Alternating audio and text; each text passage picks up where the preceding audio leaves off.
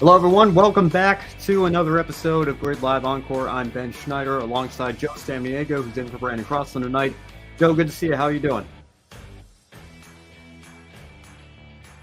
Overall, good. Just another day, a little bit on the busier side, but looking forward to talking about everything from a busy weekend in Atlanta. Absolutely. Should be a little bit of a shorter show tonight. We only have 2 races from Atlanta to recap, the trucks and the Xfinity Series race. Also, apologies for being a little bit late tonight. Joe had some real-life work that ran a little long, but he's here now, and we're going to get right into the show. But first, as always, we want to give a special shout-out to our Patreon supporters, Colin Deschelle, Mark, Robin, David, and Matthew. Your support means the world to us. It's what allows us to continue to grow this motorsports media outlet here at Grid Network. And if you like what you see tonight, you can consider joining them on Patreon, or if you'd rather make a one-time donation, you can visit the Buy Me a Coffee link in the description box below. Or if you're watching on YouTube, we have the Super Chats enabled as well. And of course, if you can't contribute, you can still follow us on all of our social media platforms, especially here on YouTube. You see the ticker across the bottom of the screen. We're very close to 1,000 subscribers. So please subscribe, hit the bell icon so that you're notified every time we upload a new video or host a new show. Now let's start with the NASCAR Truck Series, Craftsman Truck Series race. And stop me if you heard this before, Kyle Busch is the one who parked it in victory lane. But of course, KBM, his race team, is no more. They sold their assets to Spire Motorsports this offseason, and Kyle was driving a Spire truck when he won this weekend. So, Joe, the first question I'll ask is, I know people have mixed feelings on Kyle Busch running these races, running the Xfinity races as he has so often throughout his career and frequently winning them when he makes these starts. Do you feel differently about his dominance now that he's no longer an owner? He's doing it in a Spire truck. Granted, it's, for all intents and purposes, the same equipment that he had last year. But does that change your mindset about how you feel about Kyle running these races at all? What changed my mind is not Kyle driving for essentially Spire, a different team, but as you said, it's the same outfit of what he had last year. What sort of changed in my mind with Kyle running it, and it just in general, is what we talked about, essentially, you and Brandon last week, about the mess that was the Truck Series, the lack of veterans on the field. And I feel with Kyle in there, Kyle demonstrated how to run this race pretty much in a great way to get to the front and get the race win. I thought that was really great. So one of the big things I saw was Kyle Busch running out there. He did everything, I think, pretty much as you want a veteran racer to do. He was racing with all the Truck Series regulars, which just the week before had one of the more forgettable race weekends when it comes to the racing and how fun it was with all the cautions, and pretty much left a lot of people with a bad taste in their mouth. This one, very few cautions. Handling was the big issue, and I think overall, I feel different that, hey, having Kyle Busch in these races, having more veterans from, even the Xfinity Series, but especially the Cup Series, like Kyle Busch, I'm thinking I'm trying to change my tone a little bit. I think it's one of those deals where that old saying, you don't realize you miss it until it's gone. For the longest time, we talked about, well, they're winning all the races, the Bushwhackers or the Craftsman Truck Series drivers that are not getting the opportunity because these Cup Series come down. But after everything, it's like, hey, it's refreshing to see Kyle Busch back there, a good, clean race. So I feel like that sort of changed my mind a little bit more of Kyle racing than him driving for, regardless of what team, his own team, somebody else's team, the team he used to own. It's still Kyle Busch there. He's still getting it done. It really doesn't make much of a difference to me. I know that this was always the argument that people use, like, well, at least he's doing it in his own equipment. And maybe if Cup drivers are going to race in Xfinity or trucks, maybe that should be one of the rules that they fulfill, is that they're doing it for a team that they own or that they have an equity in, whatever stake that they're competing in for the team that they're competing in, or at the very least. But when I think about Kyle Busch, obviously I said this on last week's show, I'm not going to budge on my general belief or consensus that Brandon and I have, that we still are not a huge fan of the practice, generally speaking. It's undeniable that it's better than it was 15, 20 years ago when you had, upwards of 15, 20 guys in some of these Busch Series races, and, maybe 5 or 10 in the trucks at any given time.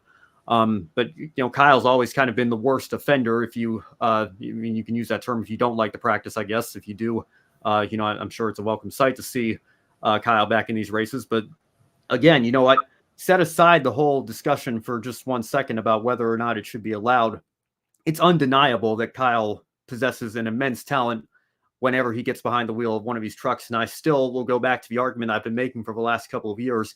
I want to see whether or not this is sustainable over the course of a full season. So I don't know how many more years Kyle has left. I mean, he's only in year 2 with RCR in the Cup Series. I'm sure he wants to be competitive for a championship there, probably win the Daytona 500. That's one of the only things he hasn't done in this sport. But another thing he hasn't done in this sport is win a truck championship. And another thing that nobody's done in this sport is win championships in all 3 series. Kyle has a nationwide, at the time, championship in 2009. He's got 2 Cup Series championships. He could be the first driver to win titles in all 3 series because clearly every time he gets in a truck, he is a threat to win. And I have no doubt that while his win percentage may not be as strong as it is in his last, 30 or 35 starts, if you take it over the course of the full season, if you put him out there every single week, I'm sure his win percentage would dip a little bit, but there's no denying he would be a championship contender. And if he were to run trucks full time, run for points, run for a title, I would have no problem with him running these races and have no problem seeing him win all these races. But as a bushwhacker, ironically enough, that he shares the last name with that term that was coined during the Busch Series days, obviously. But it does still bother me a little bit that he's taking stage wins and race wins and points away from series regulars. And that, of course, has an impact on what we see for a championship picture as well. So, again, it's an endless debate. I'm sure there are fans on both sides of the argument, both sides of the debate here. And we're not going to go too deep into it tonight because we have done that many times on this show and many times on social media. But there's not too much else to say when it comes to Kyle Busch because this is frequently the result. Every time he's on the entry list, he is a threat to park it in victory lane. One team that is also quickly becoming a threat to park it in victory lane on a weekly basis now, I think, is Bill McAnally's team, McAnally Hilgeman Racing. Of course, they've been threats to win in the West Series for many, many years.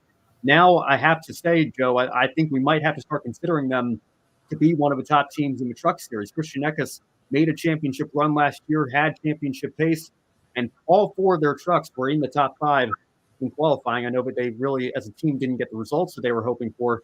But when you think of this team, you look at what they've done to start the year, what Eckes did last year, you put them up there with the Thor Sports and I guess what last year would have been the GMSs and KBMs of the world as one of the top teams in this series. Sure looks like it. Now, of course, we've had essentially 2 draft track, super speedway type tracks. But yeah, when it comes to qualifying, they seem to be really fast. It's going to be really interesting to see what happens to Las Vegas Motor Speedway for the Truck Series. I think that's going to be a really good indicator. But I think as we talked about for the preview of the Truck Series and all the other series a while back, it's wide open, this field. I think there's just going to be a lot of surprises. And I'm curious if this is going to be something where we're going to see a little bit of momentum where it seems like, okay, they're starting out strong.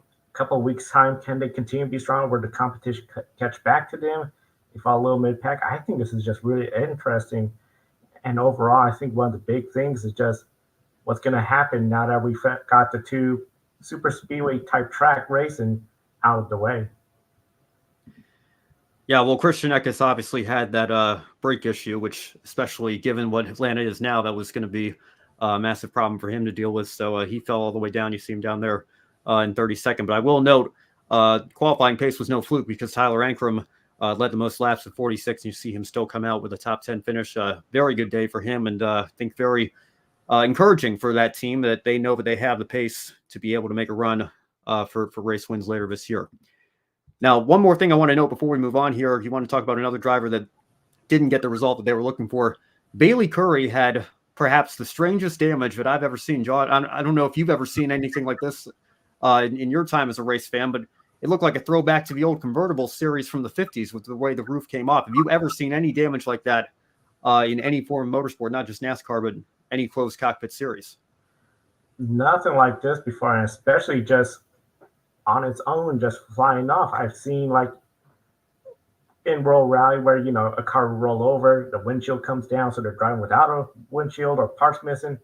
But just on its own, the only thing I could think of remotely close was, I believe it was 2001, Talladega. We saw Stacy Compton, number 59, Kingsford Chevrolet car, and the Kingsford charcoal grill on the hoods just started peeling back.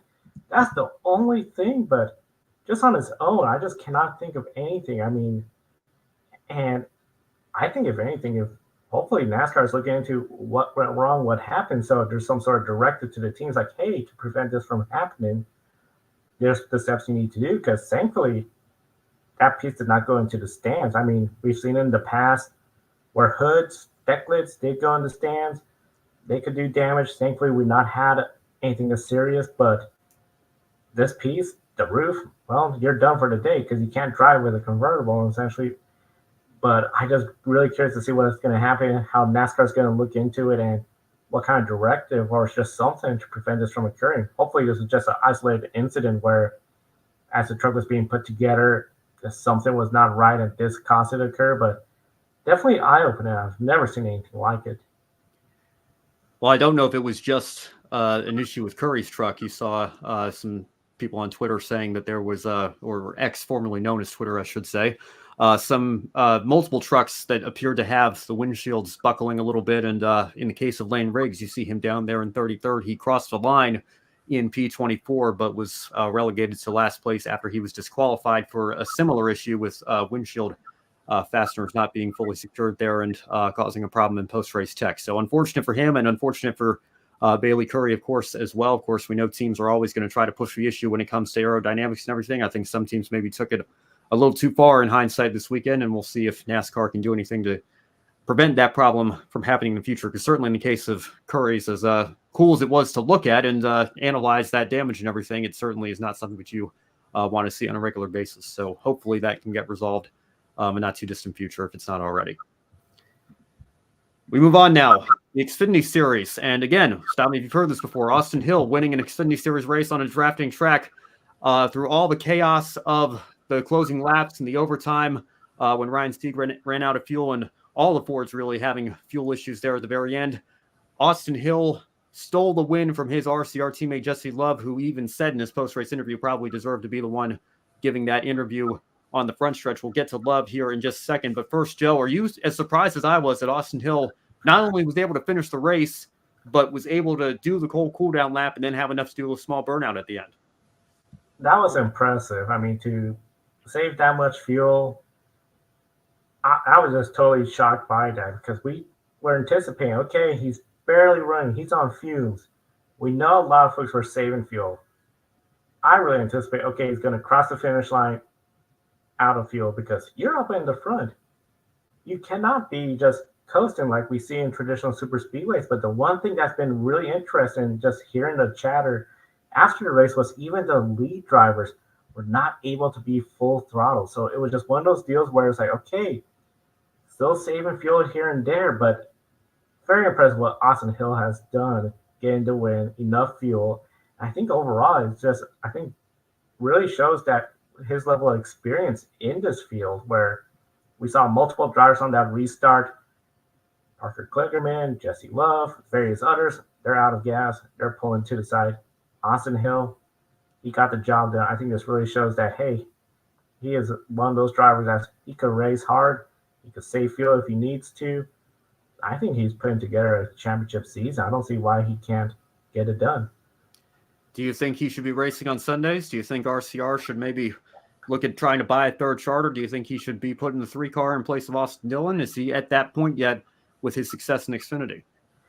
That's going to be something I think we're going to have to see throughout the season. I mean, if he continues this streak of just top 5, top 10s, and easily in the championship for it, he's in the conversation because, as you said, Austin Dillon not getting the job done. I think people really got to start talking about Austin Hill, where does he belong? I think it's unfair that, what happened with him and Beard Motorsports, where they failed to make the Daytona 500, I believe, last year. Nothing really going on because that's just one car, one full-time employee. Everybody else all comprised of, part-timers coming together. Give him a quality ride. Whether it is that extra charter, which we know the teams are still talking with NASCAR about that, or potentially, leasing something where from another team that could be a work, or maybe an alliance with somebody else and getting him in the Cup Series. I would love to see him in an unchartered RCR third entry doing select races this year. I think that would really be a good indication of where he is because I feel with Beard Motorsport that was not very accurate. Super speedways, you're just sort of at the mercy of what happens. But everything he's showing, I think he's ready. Yeah, well, certainly at Daytona, Talladega, I think, if it can't be with Beard Motorsports, which it was last year, maybe RCR can bring the 33 car out for him and run an open entry in those races, because he certainly has the skills on the super speedways and the drafting tracks to be racing on Sundays. Again, we'll see how sustainable this is over the course of a full season. If he can put a championship run together, I think there's no doubt he's ready to be racing on Sundays in Cup. Now let's talk about his teammate Jesse Love a little bit. Like I mentioned, even Austin Hill himself, I think, was saying that he felt bad for his teammate, and really stark contrast to his teammate relationship with Sheldon Creed by the end of last year. Those two seem to be getting on pretty well. Of course, it is still early, but Jesse Love, I believe, the first driver to win 2 consecutive poles to start out his Xfinity career in his first 2 starts. And again, the qualifying speed was no fluke. He certainly led the most laps in most of the race, but looked like he was set to take the win. Unfortunately, that late caution with 2 to go resulted in multiple overtime laps as more cars were running out of fuel and needed assistance getting back to pit road, and Love's fuel tank ran dry on the restart, as several other drivers did. But Joe, you look at this success again, of course, like you mentioned with Austin Hill, we're in we started a year with 2 races that, have a different style of racing than what we're going to see most times this season. But do you think that this kind of early success is sustainable for Jesse Love in any way, or do you think he might come back down to earth a little bit, given that he's still a young rookie in this series? I think he'll come down to earth when it comes to racing in the 1.5 ovals, the short tracks. But that's the racing aspect. Qualifying, RCR, in the Xfinity Series, they're looking hard to beat. Austin Hill was on the front row. Those cars are fast. I think they're going to be fast all year long. I think he's really motivated, and he probably has the confidence in what I've done so far. Daytona was running good, put himself in the best spot, being in the middle of 3 wide, cost him the race. Really, if we did not have that late caution, we might be talking about what Jesse Love has done as a potential race winner. So overall, I see Jesse Love, he could easily, I think, continue to be qualifying up front, running smart races, but it's gaining that experience on those 1.5 ovals, racing with everybody on the short tracks, beating the banging. That's where I think is going to be the real wake-up call for him, and sort of the welcome to Xfinity Series, because for him, it has to feel like almost like a dream to have the poles up front, scoring stage points, but costly mistakes. And I think just one of those deals where, cautions always change stuff. We talk about how it's racing. You can be so dominant, but it's so hard to win these things, and he's experiencing it. But that's good for him. I think RCR, him, Austin Hill, if they could continue working together, getting along, I think the field's in trouble already. Yeah, Jesse Love's reminding me quite a bit of Ty Gibbs, somebody who came in and just entirely skipped the Truck Series on the development ladder after having a dominant ARCA season in which he won a championship, and certainly backing those numbers up from last year in ARCA. I do agree that I don't expect him to be a threat for the win every single week just yet, because we're going to go to a whole variety of different kinds of tracks here, and it's going to take him some time to get used to how the Xfinity car races on those and the quality of his competitors as well. But I do think that he is in very good position to make a strong run, if not of a championship this year, maybe a championship 4 appearance or a deep playoff run at that. And who knows, probably in good position as well to rack off a couple of wins by the end of the year if he can keep this pace up. Again, I don't expect it to happen every weekend, but he certainly is proving that he's got a lot of talent. And if he can get the maturity aspect under control as well, which is something that Ty Gibbs, of course, struggled with in Xfinity, then he's going to be a force to be reckoned with, no doubt. And that's one of the things you mentioned about Ty Gibbs, or that maturity. It seems like once you got to the Xfinity Series and got in the heat of the battle, that's where we started talking about Ty Gibbs, this move, that move. Is he really leveled, ready for the next level? I think with Jesse Love, that's what's going to be a really big test, is when you get in those situations, especially on the short track where you're racing hard, beating and banging. What's going to happen? How are you, Jesse Love, going to respond to that? I think that's going to be really interesting to see. And also, too, similar to as Ty Gibbs you mentioned, skipping the Truck Series. Jesse Love, born in 2005, very young driver. I'm starting to wonder, people are going to say, okay, Jesse Love's having this kind of success. Ty Gibbs had this success. They just went straight, skipping the truck series. Maybe that could just start changing the route where if you feel like, hey, I'm good enough to skip the truck series, you're going to start seeing a little bit more drivers doing that. And the truck series is going to be more collecting drivers that we just need to prove ourselves, try to get funding to get to that next level. I think it's a really interesting, almost two path system I'm starting to see be creative, especially when you have Jesse Love off to a strong start. If he could do what Ty Gibbs did, I think that's just going to make a situation where you're going to see a lot of drivers saying, hey, the truck series, I don't need them unless I really need to prove I need the funding to get to the Xfinity. But if I could get the funding for Xfinity or a driver development program and skip the truck series, that's my route.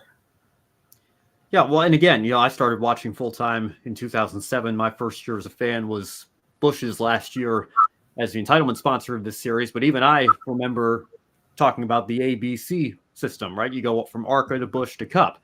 You didn't necessarily need to go down the Truck Series path. That was, again, kind of more of a veterans tour, a series, for Cup veterans like, the Hornadays and Skinners and Bodines of the world to come back and, while, never really making it at the Cup level, at that level of success, still having very successful careers, obviously, in that series and racking up wins and championships down there. And I shouldn't even say down there because it was still a competitive series on its own right. I think you had a little bit of that development aspect, certainly, because Lasky family and what they mean to that series, Brad getting his start in trucks, a lot of drivers did use it. Kurt Busch is another example of that, and Greg Biffle and others, but it wasn't an almost necessity like it feels like it is today. We talk about ARCA drivers being ready for the truck series, and then, truck drivers, very rarely go straight to Cup. You usually get an Xfinity car first. So, it's going to be interesting to see if Jesse Love can follow that model that Ty Gibbs set, if that's maybe going to become the model for all drivers again in the future. And interesting with Greg Biffle, Kurt Busch, when they were in the truck series, that's when it was a lot of short track races. Sure. Not the same kind of schedule where we see where they're accompanying the Cup Series at select dates. For them to make that change up from the trucks, I know Biffle did the Busch Grand National Series, but then to Cup, that was really a different step. And now the truck series, it's more aligned. I mean, really, it's the one dirt race, I think it's probably the one race weekend where they're not with any track that has the Xfinity or the Cup Series. Yeah, well, actually, they're actually not racing on dirt at all this year, Joe. So the Bristol dirt race is gone, and Knoxville and Eldora don't have that date either. So first time in a while that we're not even doing that. So yeah, so I mean, it's all essentially tracks where there's Cups, Xfinity, and at the end, really, you almost see where it's like, okay, we're gonna see more drivers use that step of the truck series experience, but I just feel like that's not the case. If you just skip the trucks, go for it from ARCA up to the Xfinity level, and especially if you're to prove what you're doing, like a Jesse Love, Ty Gibbs, I think that's just gonna make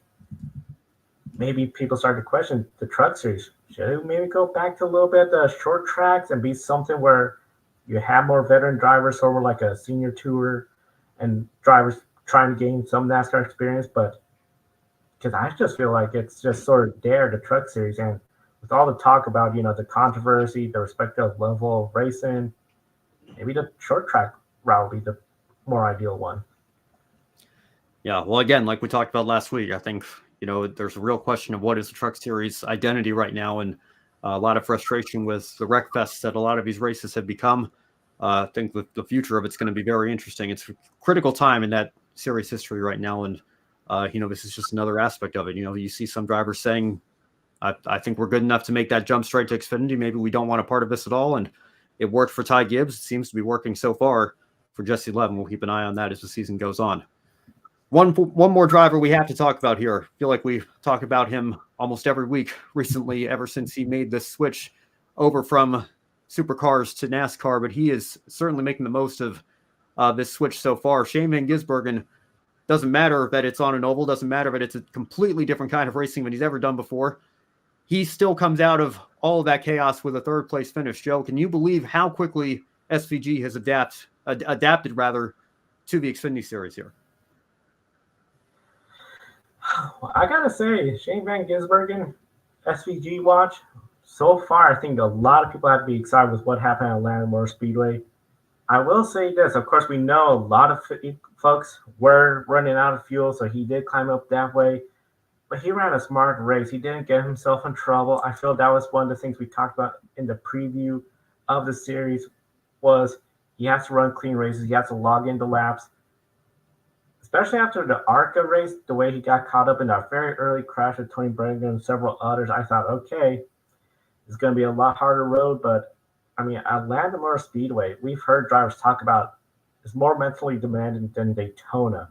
The way the track's more narrow, the runs are bigger. This could have been an opportunity for a mistake, and especially in the Xfinity Series, which this is one thing that surprised me compared to Cup Series. Cup Series, we saw the 2 to 3 wide. Xfinity Series, we didn't really see a whole lot of that. It was very difficult to pass. I think there could have been more opportunities for Shane Van Gisbergen to make a mistake, get impatient, get himself in trouble. Complete opposite. Ran a smooth, great race. One of the things I found funny was how Shane Van Gisbergen said he needs to learn the drivers who they are because he'll be pushing somebody. And he's like, I have no idea who I'm pushing. I don't know who I'm racing against up ahead of me. It's like that would be something to know, but yeah, what an effort by Shane Van Gisbergen. I think this really is showing that he is taking this very seriously. I don't know what he did to prepare for Atlanta Motor Speedway, but a big pat on the back for him for doing that. And I think overall, especially for all the fans, Australia, New Zealand that are watching because Shane Van Gisbergen, I think they have to be pretty pumped up that, hey, his path to the Cup Series seems to be continuing to grow. And that oval win might be coming sooner than some people anticipated.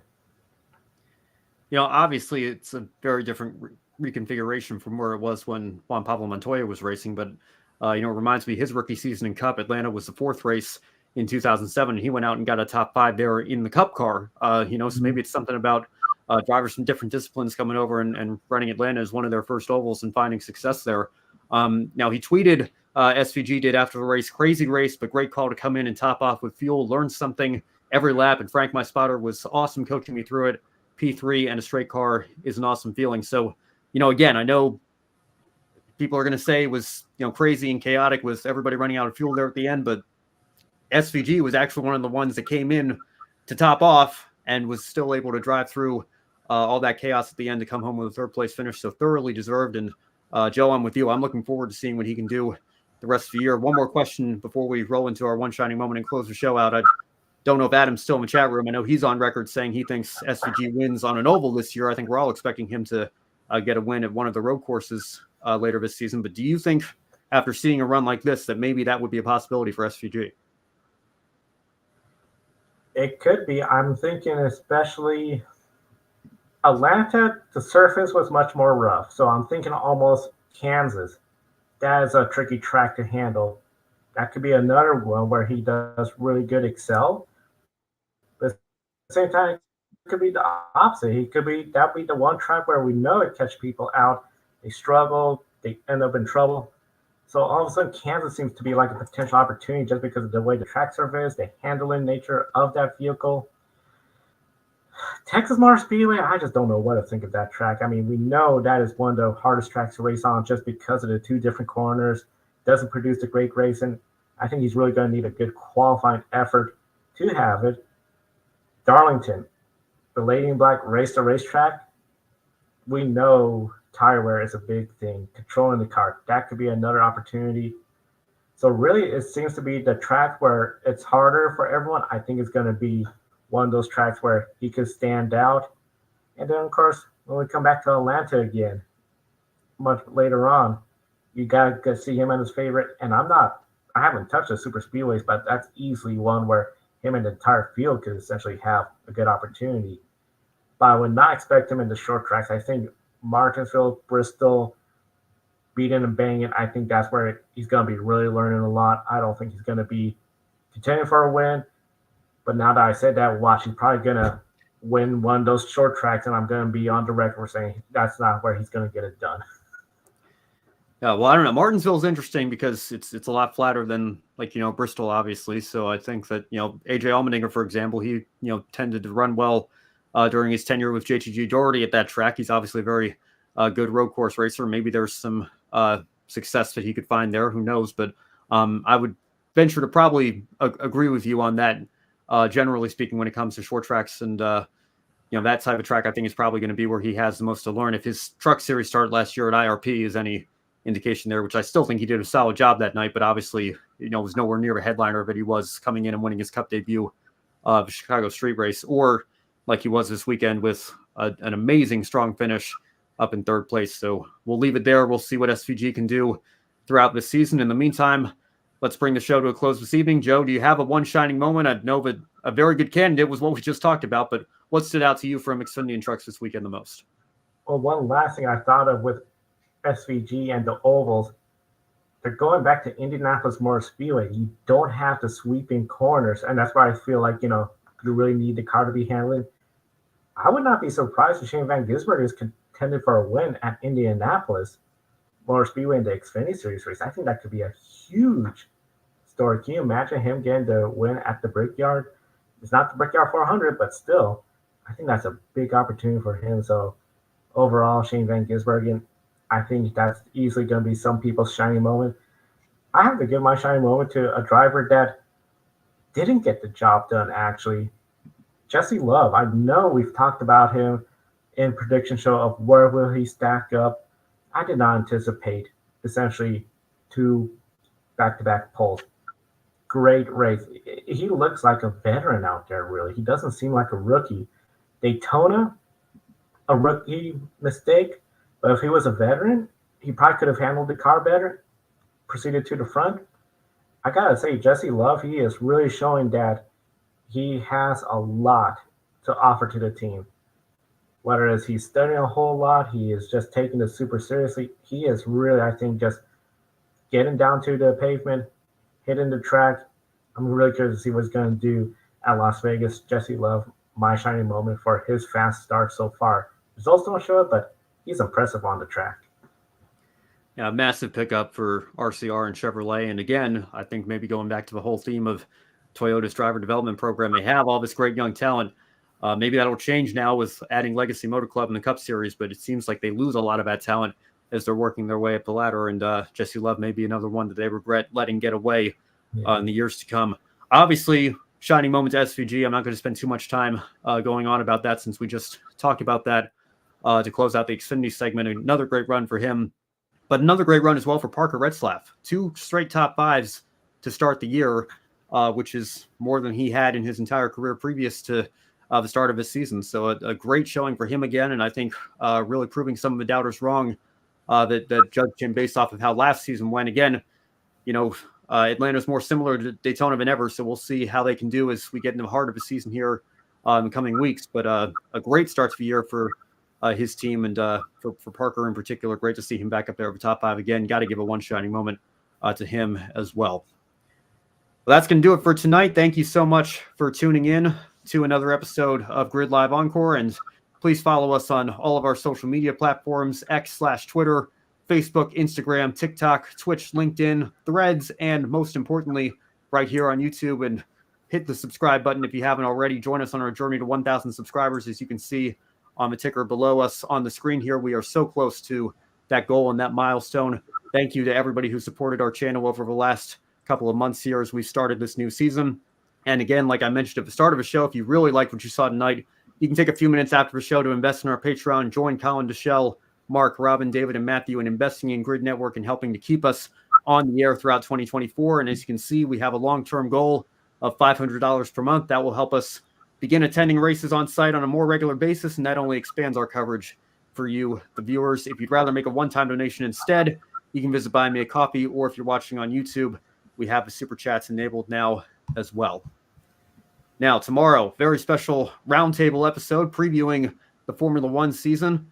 It's not going to be on the shorter side like this show was tonight, because as much as we all predict that Max Verstappen will probably just run away with the championship again, there are 19 other drivers on the F1 grid. We'll talk about all of them and preview what the upcoming season might have for drivers in the midfield as well.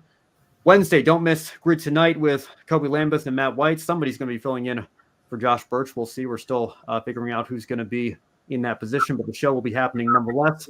And then Women in Motorsports will be back this week as well. We'll recap Haley Deegan's run in the Xfinity race and get caught up on some F1 Academy news on that show as well. And of course, you can always stay tuned for more coverage this upcoming weekend. Grid Live pre-race wrap-up and Encore to follow. Joe, any final thoughts before we sign off tonight? Another exciting week. We got Formula One coming around the corner. I think Roundtable is going to be fun. It's going to be longer than, we all expect Verstappen to win the championship. Well, thanks for watching. See you next time. It's not going to be that quick of a show. So we got a lot to talk about. And then pretty much full racing season. We're going to have racing every weekend and at least one series and more beyond. Yeah, lots of good stuff coming here on Grid Network throughout 2024. So again, make sure you hit that subscribe button so that you don't miss any of it. For Joe Samaniego, I'm Ben Schneider. Thank you all so much for watching. Have a great rest of your week. We will see you next time right here on the Grid Network.